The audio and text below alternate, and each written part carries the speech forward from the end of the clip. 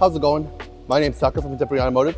This right next to me is our 2020 Jeep Gladiator Rubicon. We just got it in, so I'm gonna do a quick video, just go over all the features and everything like that.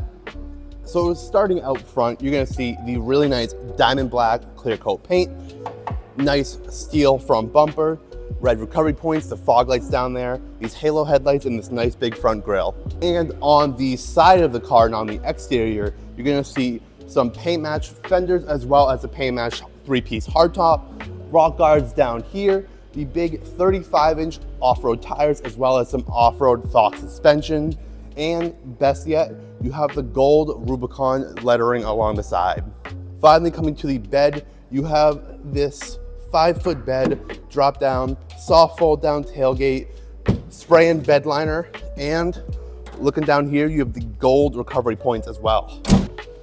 Coming inside now, you're welcome to this really nice brown leather seating with the Rubicon stitching on the seat.